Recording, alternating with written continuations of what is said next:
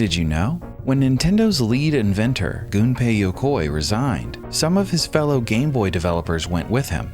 They then created the WonderSwan, making it, in many ways, the Game Boy's true successor. Not only because of who made it, but in its philosophies as well. As you'll soon hear, it was more of a Game Boy 2 than even Game Boy Advance. It could also connect to the PS1, and Sony published their first ever handheld game on WonderSwan. When the Swan died, Sony recruited some of its designers to help make the PlayStation portable. So in Japan, the PSP is considered WonderSwan's spiritual successor. Even some original Game Boy devs worked on PSP, making WonderSwan the missing link between Nintendo and Sony's handhelds. It's sorta both the Game Boy 2 and the PSP Zero, and Nintendo had to pull out all the stops to defeat it, sacrificing Game Boy Light, canceling the infamous GBA predecessor, Atlantis. WonderSwan's even the reason Nintendo made Game Boy Color. Without WonderSwan, gaming history would be totally different. Even setting history aside, WonderSwan was a great system in its own right, because it wasn't just consistent with Game Boy, it was an upgrade in every way, with 16 bits, up to 75 frames per second, and a widescreen display you could play horizontally or vertically. WonderSwan was cheaper too, launching for $40 and running 30 hours on a single battery. It had futuristic accessories that let you make and trade homebrew games, program a robot bug pet, and an adapter for online access, which Nintendo copied and released for the Game Boy. There were great games too, from exclusive Final Fantasies to Dragon Ball, Gundam, and Digimon games that did their damnedest to rival Pokémon. Aside from Nintendo and Sony systems, WonderSwan was the best-selling handheld in Japan, even to this day. Today we're going to look at its history and how it changed the handheld market and your own childhood without you even realizing. This is the full story of the WonderSwan. To quote Miyamoto, Gunpei Yokoi was the man who made Nintendo what it is today. He started as a humble maintenance worker in 1965, caught President Yamauchi's attention with gadgets he made in his spare time, and over the next few decades spearheaded Nintendo's evolution from a small card manufacturer into the toy business, and eventually to video games. We recently made an hour-long video on Yokoi's life story, but if you didn't see it, the key points you need to know for this story are that he created Game & Watch, mentored Miyamoto, co-designed Mario, and led Game Boy's development. His philosophy was lateral thinking with withered technology, which means using old tech in ways no one had ever thought of before to make products that are inexpensive, reliable, and fun. Game Boy was monochrome in an age of color, for example, but that let it sell for half the price of its competitors, with batteries that lasted 10 times longer. Eventually, though, he grew disillusioned with Nintendo's direction, fighting the bit wars and competing on power, like when PlayStation made the jump to 32 bits and Nintendo leapfrogged to 64. Yokoi thought Nintendo should not compete on power, but on ideas, as they'd always done. So after Yamauchi ordered him to make Virtual Boy, and it ended in failure, Yokoi threw together Game Boy Pocket as a quick, surefire success to regain his honor. It was smaller, lighter, and had a clearer screen, and could sell for an even lower price than the original Game Boy. Then, after 30 years as Nintendo's lead inventor, he resigned and established his own company, called Coto Laboratory.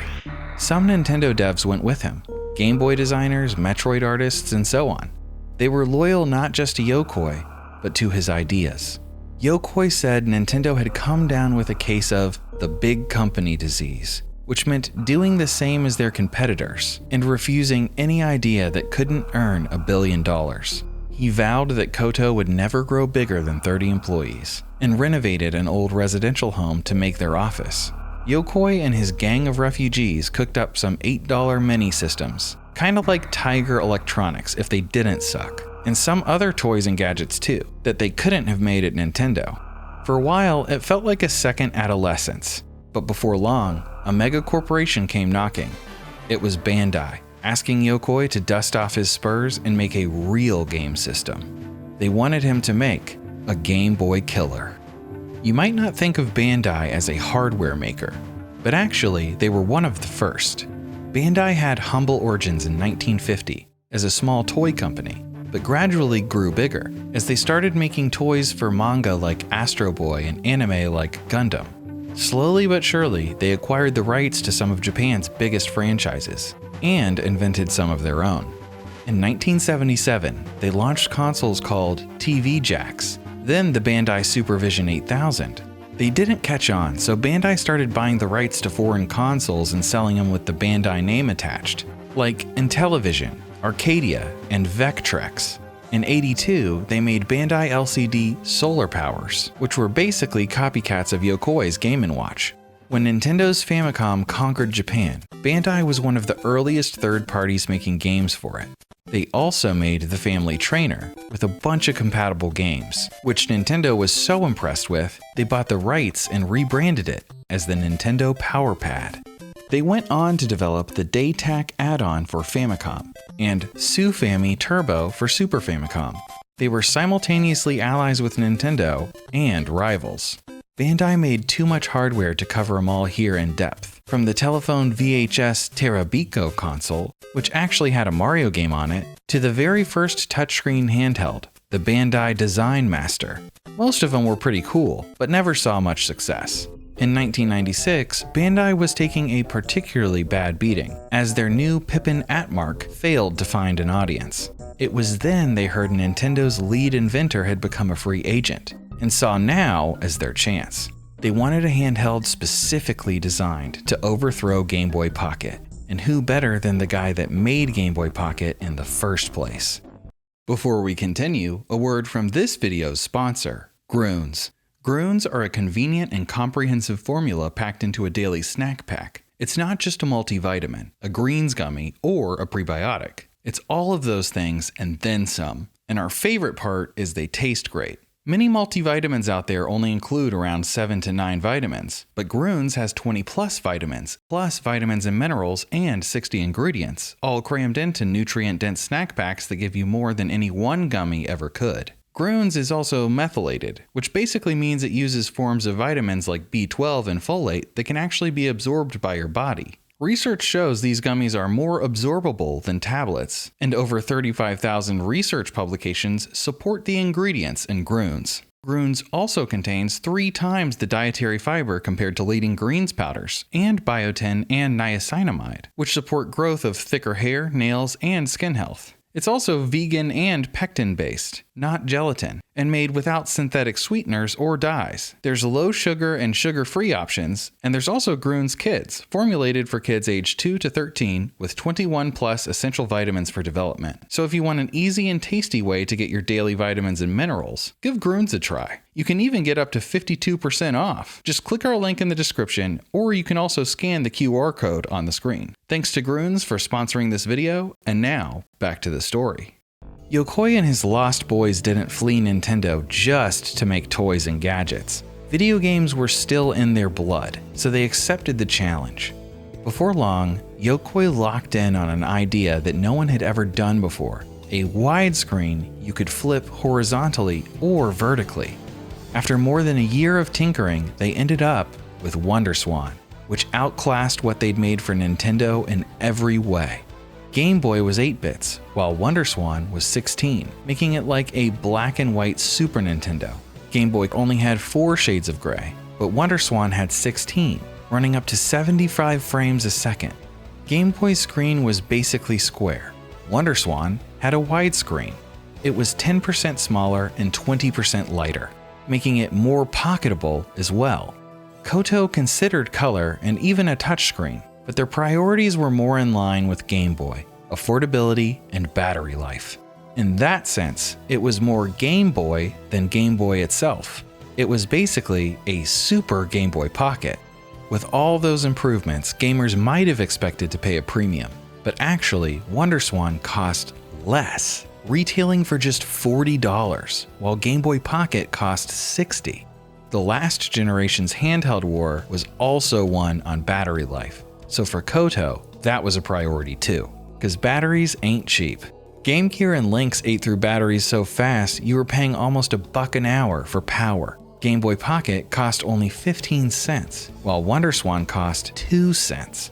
That made the difference between $50 a month in batteries, or just $1. That's why energy efficiency was so important.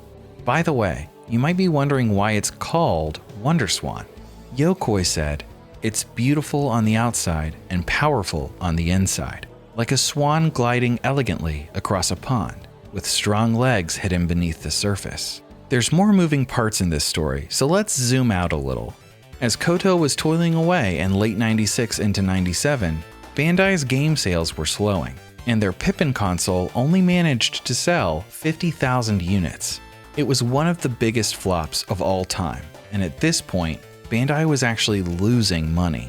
So they announced a merger with Sega that would form the super company Sega Bandai. That would have made them bigger than Nintendo. In fact, Sega Bandai would have been the largest toy and video game company in the entire world.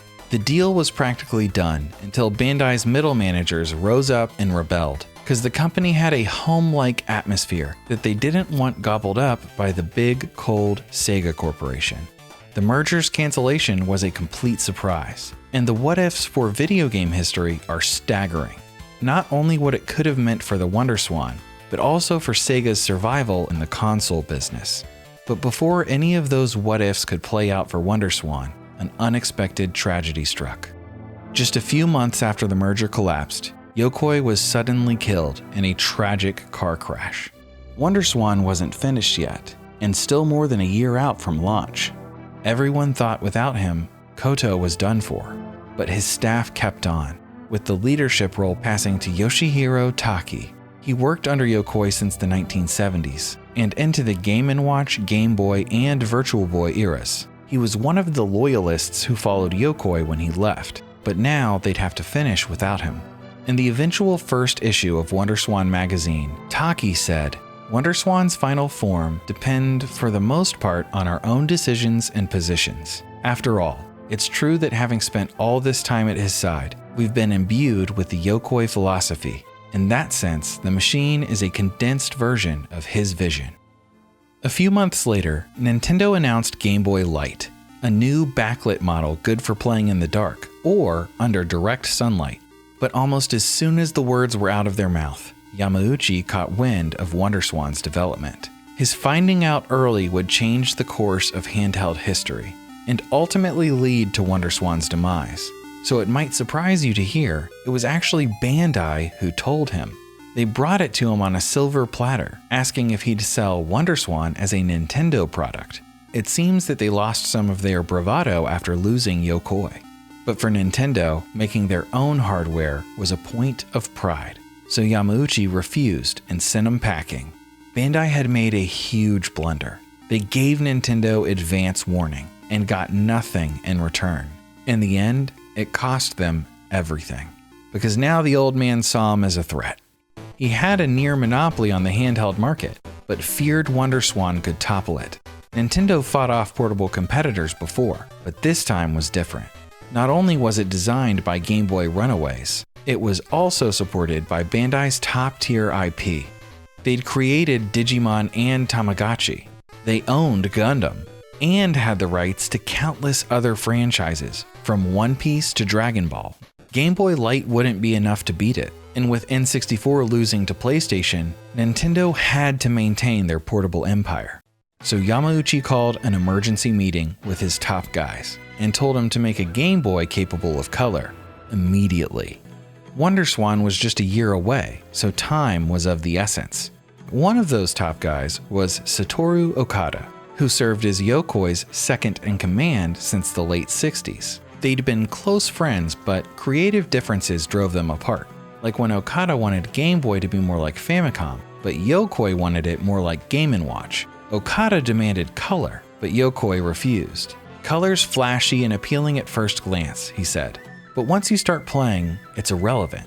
It's the world that matters."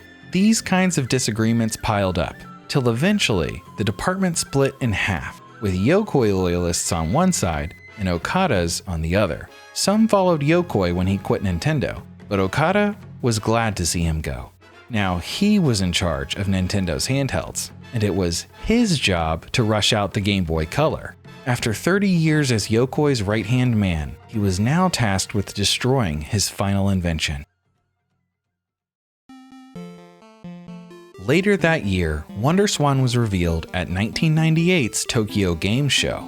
Bandai's president got on stage and said, "I only attend announcements for products that are sure to be profitable. Rest assured, unlike Pippin, this is a product worthy of Bandai." The crowd laughed and applauded. Bandai projected sales of 4 million WonderSwans in its first year, which was more than Game Boy sold in its first. When Japanese press learned of Yokoi's involvement, they wrote articles saying it'd be a cruel twist of fate if WonderSwan did overthrow Game Boy, and he wasn't there to see it. In Nintendo's rush for color, the Game Boy Light got overshadowed before it even released. Ultimately, fewer than 1 million units were ever produced, making them hard to find even back then. It was originally supposed to come to the West in massive numbers, but Nintendo canceled those plans to put all hands on deck for Game Boy Color. Another, more interesting casualty was Project Atlantis, a 32-bit next-gen Game Boy that was essentially going to be Game Boy Advance. We'll do a full video on Atlantis soon, but long story short, it got tossed aside too. However, Nintendo was able to leverage their previous work on it to speed up Game Boy Color's development.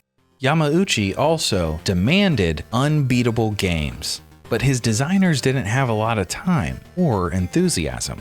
We had begun working on the 32-bit Atlantis project a long time before, Okada remembers. It felt like we'd done all we could with Game Boy's 8-bit processor, and that it was high time we moved on to better things. And that's what Atlantis was supposed to do for us. It was going to give us that boost. The game designers were unhappy with this too and said, "We've already completely exhausted the possibilities with Game Boy, and the only upgrade you bring us is color? What were you thinking?" Okada's team managed to launch Game Boy Color a few months before Bandai, but with hardly anything to play on it. In Japan, there were only 3 launch titles, 2 colorized old games, Tetris DX and Wario Land 2, and the other was Hexite, a third-party puzzle game. Even Nintendo knew it was weak, so they sent a guy to Enix's office to request that their upcoming game, Dragon Quest Monsters, be made color compatible, even though it was a standard Game Boy game releasing a month before the new color model. In America, launch was even more pitiful. Tetris DX and Pocket Bomberman. That was it. Just 2 old games with color added. "We had nothing," said Okada. The one saving grace was that it could play original Game Boy carts. Nintendo's official reason for launching so soon was to celebrate Game Boy's 10-year anniversary. Truth was, though, the real anniversary was April the following year. But if Game Boy Color released then, it would have got beat to market by WonderSwan. Back then, Nintendo never would have admitted that's why they actually rushed launch, or that it was Game Boy Color's entire reason for existing. But long after retiring, Okada would admit as much to author Florent Gorges for his History of Nintendo book series. Great reads, by the way. We highly recommend them. A color version of a decade-old handheld with basically no games probably wouldn't have been enough to stop WonderSwan. What really saved Nintendo was the surprise hit Pokémon, which released in 1996 and slowly grew in popularity in the years since. Before that, Game Boy was a dying last-gen system, which gave WonderSwan a clear path to victory. But Pokémon got people buying Game Boys again, to the tune of almost 20 million a year. Third parties started making games for it again too, and Game Boy was resurrected, bigger than ever. There's some irony, since Yokoi was kinda responsible for Pokémon existing in the first place. He was originally the game's producer, and when Game Freak ran out of money mid-development, he lent them IP and his own ideas, so they could make Yoshi and Mario and Wario, which got cash in their pockets that made it possible to continue making Pokémon. Without Yokoi, it probably never would have been finished. Game Freak's founder, Satoshi Tajiri, thought of him as a father and learned a lot from him.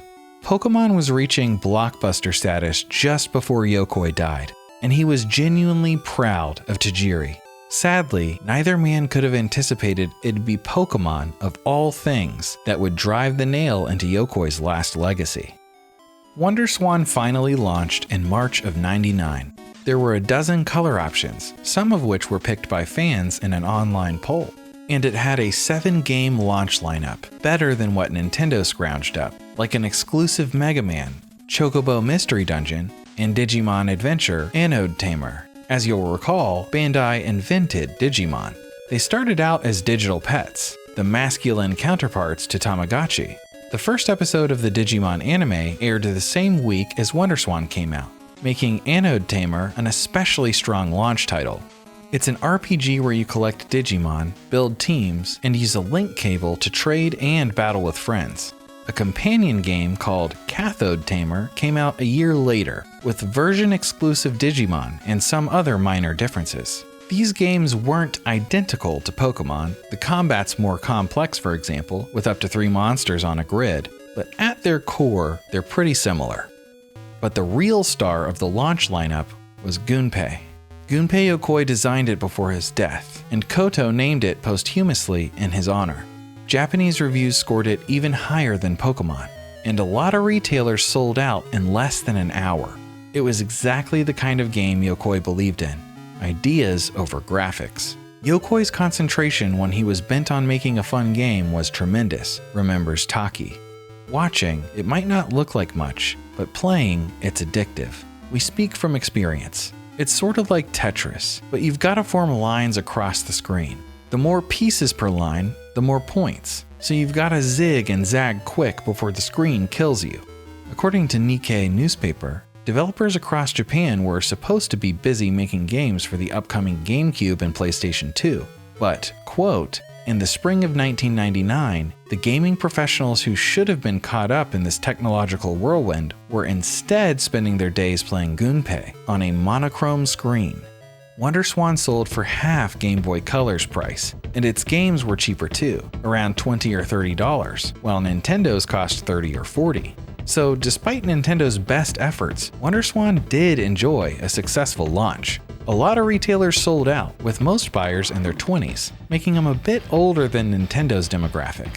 Magazines reported they bought WonderSwan on sight without question. Seemingly, they were just happy to get their hands on one. As Coto Labs popped champagne, Yamauchi was across town, thinking which card to play next. Almost immediately, he slashed the Game Boy Color's price from $75 to $60, and he dropped Game Boy Pocket to $30, making it even cheaper than WonderSwan. Nintendo PR said they just wanted to do right by their fans. They didn't lower Game Boy prices elsewhere though. The timing, in fact they only dropped prices in Japan, I think it's fair to say, reveals the real reason they did it. WonderSwan still managed to sell 1 million units in its first 3 months, which was fantastic for a Japan-only launch. That's more than the original Game Boy sold in its early months. Games kept pouring in, from Gundam and One Piece to Klonoa and Street Fighter. But sales slowed after a while, and it was clear that Nintendo was winning. Yamauchi further strengthened his position by announcing Game Boy Advance, over a year and a half before it was ready. Revealing it so soon was a strategic move to distract consumers from the competition. In the meantime, WonderSwan still had Game Boy Color to contend with. Not only did it get a head start, but its backwards compatibility gave it a software advantage too. There weren't many new games, but Game Boy Color could still play hundreds of old ones, and add a little color to them. Meanwhile, WonderSwan's library could be measured in the dozens. Japanese magazines opined that 10 years ago, price and battery life led Game Boy to victory over its color competitors. But consumer preferences had apparently shifted, so Coto went back to their house and cooked up a new model, the WonderSwan Color. Compared to Game Boy, it could display 4 times more colors at once. The screen was made slightly bigger, and extra RAM allowed for more complex games, while still having back compatibility with all the old ones. And battery was still 4 times better than Nintendo's. WonderSwan Color released in late 2000 for $60, with another strong launch lineup. After releasing Final Fantasy VII on PlayStation, Square had a falling out with the Big N, so they threw their weight behind WonderSwan, starting with a remake of the original Final Fantasy as a launch title. We played the NES original a few months ago, and were blown away when we booted up this remake. Not only the graphics and sound, the entire game's faster, smoother, and better balanced. There's been a million Final Fantasy remakes in the decades since, but this was the very first, and it was absolutely a system seller. You could also get it bundled with a special edition Final Fantasy console. The hype was huge, and a lot of fans camped overnight at game shops. Some lines stretched over 100 people long, but there wasn't enough supply to meet demand, so most of them had to go home empty-handed. There were 4 more launch titles, including a new Digimon adventure and Gunpei EX, which added color and online leaderboards.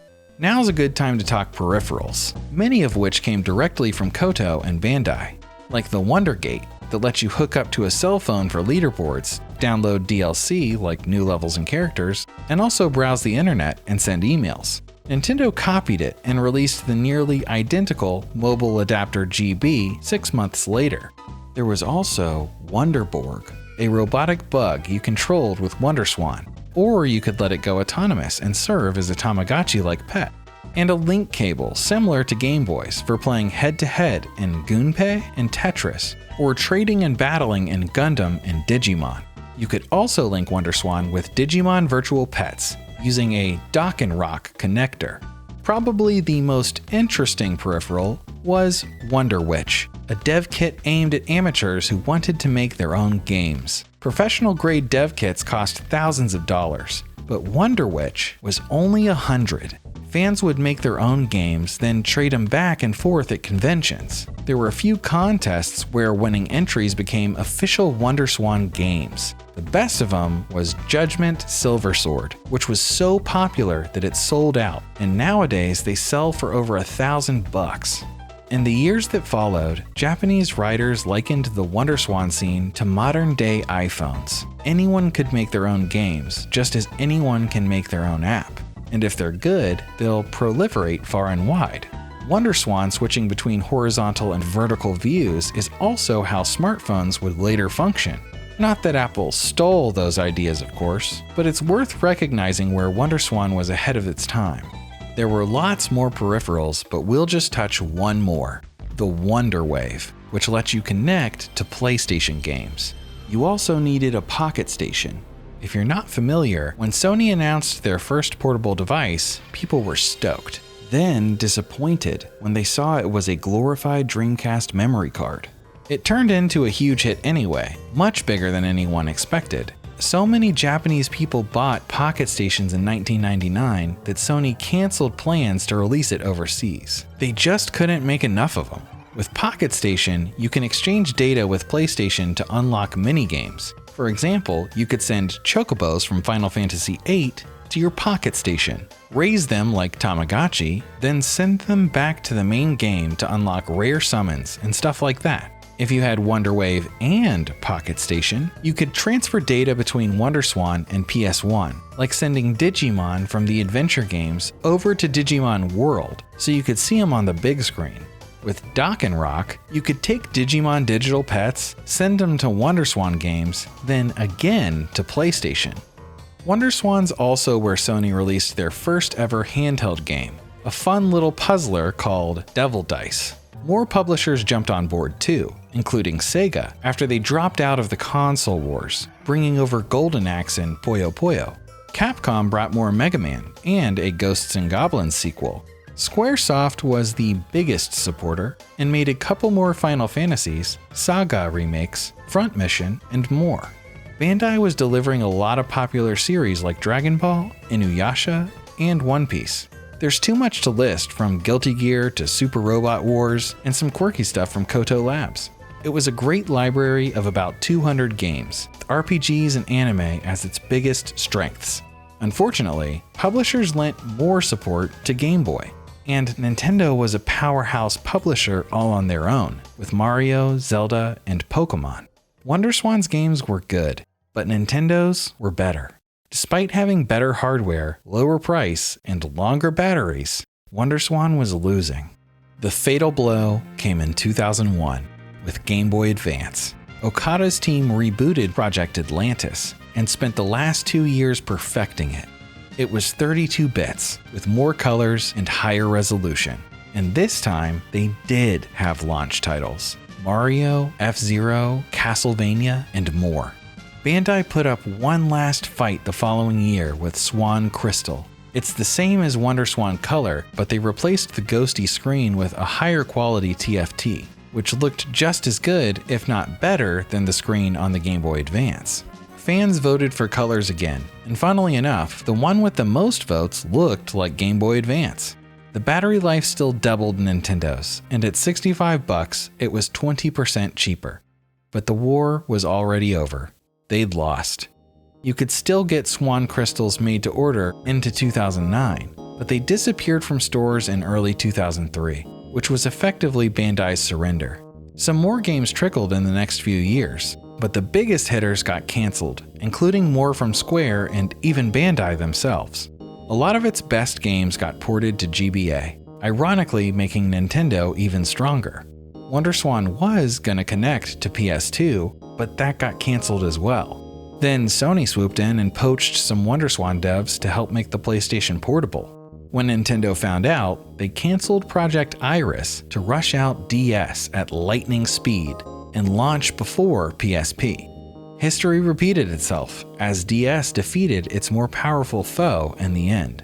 Maybe by now you can see why Japanese think of PSP as WonderSwan's spiritual successor. One of the biggest disappointments in the WonderSwan saga was its cancelled export overseas. In 1999, Bandai announced an alliance with Mattel that would have seen them take partial ownership of each other and bring WonderSwan stateside. But the deal was later scuttled, with neither party saying why. Game Boy Advance got announced in the interim, so a lot of fans speculate Mattel saw the writing on the wall and pulled out. They probably figured if WonderSwan's RPG and anime-heavy library couldn't beat Game Boy Color in Japan, it didn't stand a chance in America versus Game Boy Advance. In the end, WonderSwan did fall short of Bandai's expectations. At only 3.5 million units, sales are puny next to Game Boy. In context though, they're better than they look. In Japan, Game Boy Color sold 11 million, which is more than 3.5, but not a massacre. It wasn't the blowout the original Game Boy gave the likes of the Game Gear. 3.5 million's pretty close to what Nintendo's home consoles were selling at the time. And in Japan, WonderSwan was the best-selling handheld of all time, even to this day, so long as you don't count Nintendo and Sony's handhelds. It beat everything else though, but it could have sold so much more. The whole story begs a lot of what-ifs. What if Yokoi hadn't died in that car crash? What if Bandai didn't spill the beans to Yamauchi? What if their merger with Sega went through? If things had played out differently, could we have seen a WonderSwan 2 and 3 continuing into the present? Guess we'll never know. So let's move on to Postmortem. Folks in Japan mostly attribute WonderSwan's defeat to three main reasons.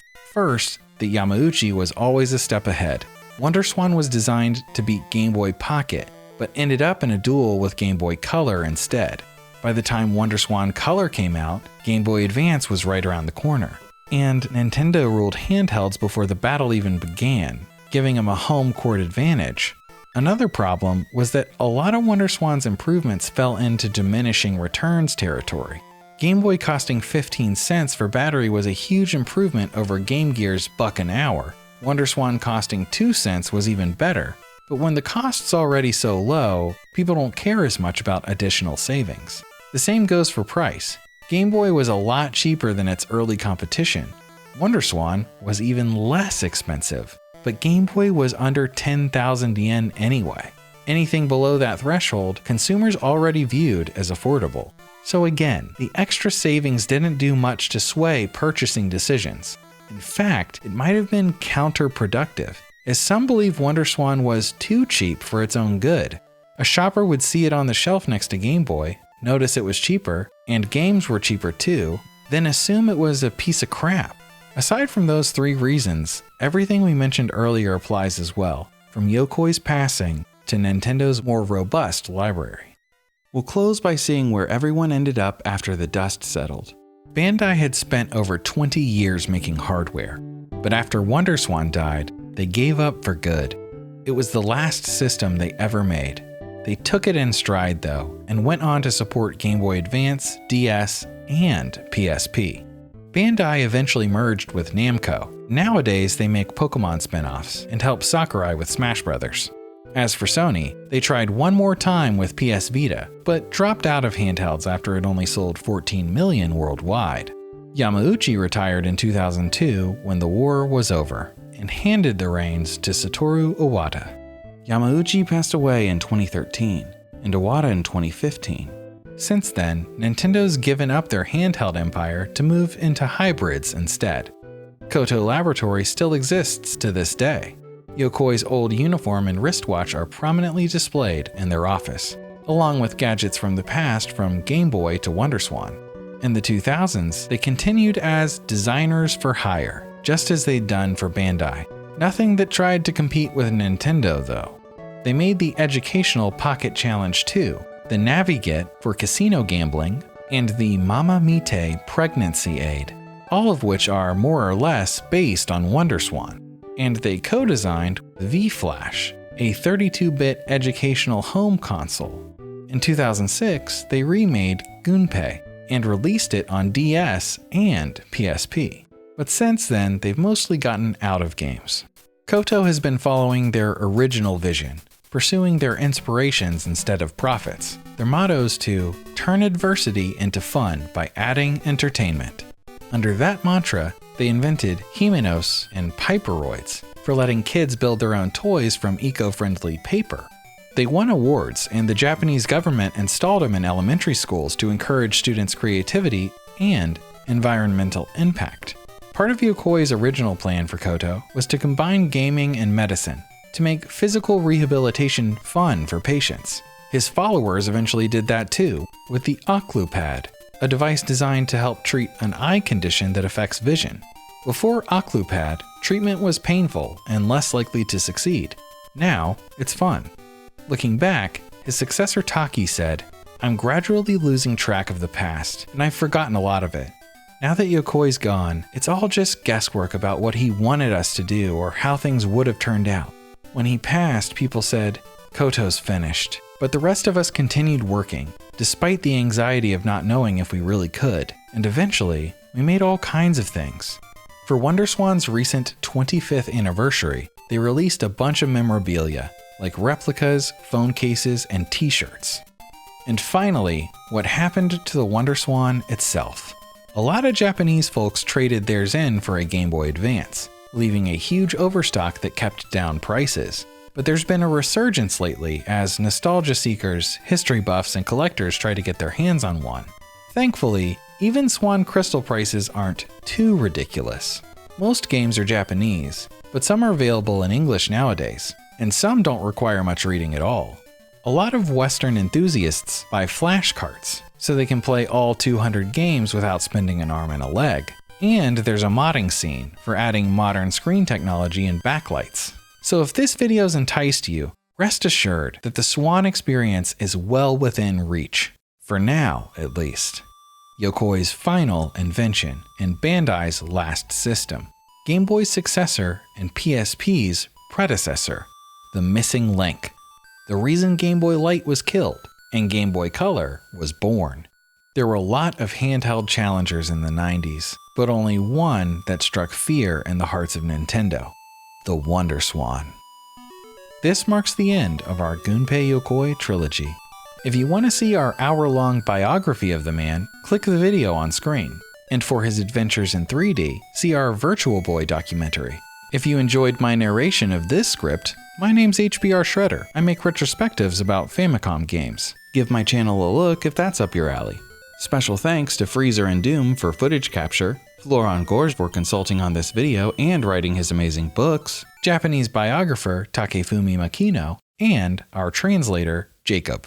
And of course, thank you for watching.